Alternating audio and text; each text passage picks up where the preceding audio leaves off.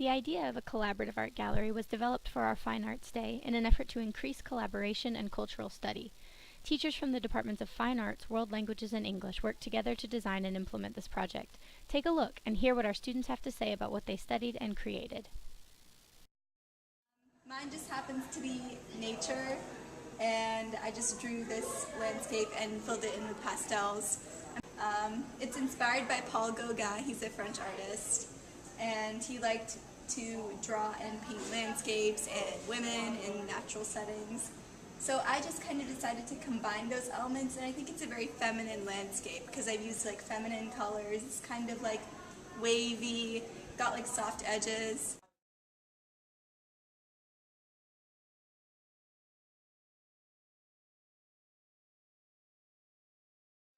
For mine, I composed a piece of music based on the ancient Greek modes. I did mine in Ionian and in Phrygian to have a comparable melody, which was really interesting. And so I would play my clarinet over the screencast, and you would get to hear it. And if you scan this QR, you get to hear the entire screencast.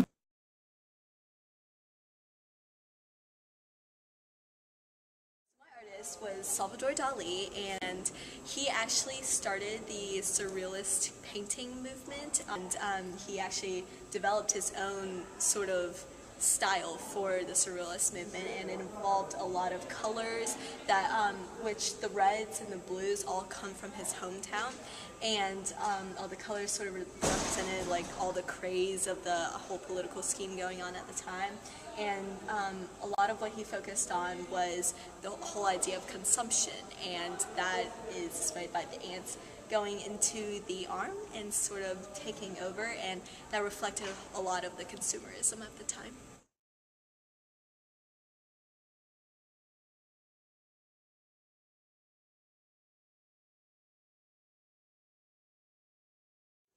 Alright, so each group was assigned like a old statue that was once painted, but then is no longer painted, and then was repainted recently by like a different artist. And we got Paris the Archer. And so we had to do a bunch of research on it, and after we got it all on this sheet of paper, we had to do a screencast, and we basically just talked about how it was made, like what it was made of, and who made it.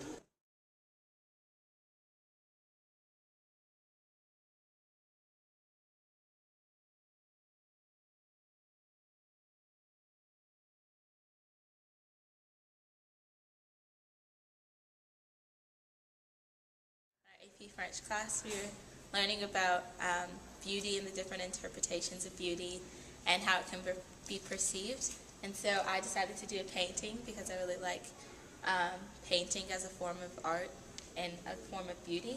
And I chose to do Ferdinand Léger, who is a French artist, and he painted in a kind of cubist style that was derived kind of from Picasso's style of cubism.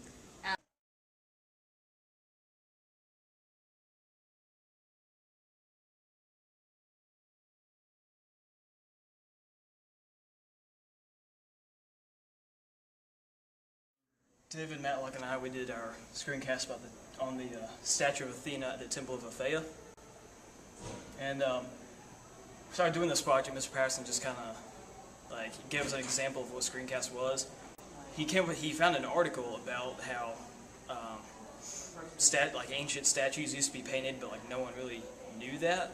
And it was like the first time our class had ever heard of that, so it's pretty interesting for us.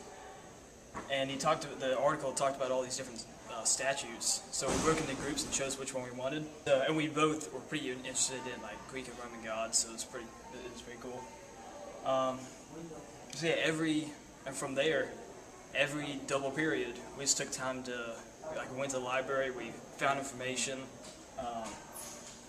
found out the history of the statue, the history of like Roman and Greek sculptures and how it really influenced later artwork.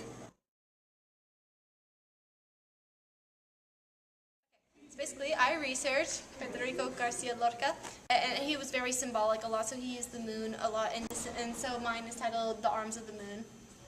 And it's basically, all his poems tend to symbolize death in one way or another. He was a rather depressing man. So and it's also talking about like death and coming for an unsuspecting person. We did a screencast on Alexander's sarcophagus for Fine Arts Day, and basically we took the sarcophagus and we found out just about everything about it, like how big it is, who's actually in it, why it's called Alexander's sarcophagus, although Alexander is not even in it, stuff like that, and what it originally looked like. It originally had a bunch of paint on it. It was very colorful instead of what you see now. and then we filmed it.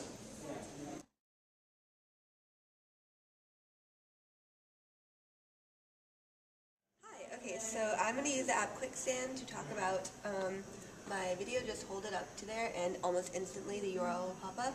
And all you have to do is hit open and it will take you to the video in due time. And all you have to do is just hit play because it will take you, my video is on YouTube, so once you get there you can just follow the normal format and there it is. My name is Mariam and I did a dance to Papa Ute by Stromae. And Papa Ute, although spelled a little bit differently, means basically Dad, where are you? Because the singer Stromae had a very troubled childhood. His dad was killed in the Tutsi genocide in Africa, and that was when he was very young, I believe around age 8 or so. My theme was death, and the song is very much about his dad dying and leaving him and how he had to deal with that struggle. So in the dance you'll find a lot of the moves are like the character being downward and being pushed downward and having to like remove the layer of, you know, metaphorically the jacket, but that was being the memory of his father's.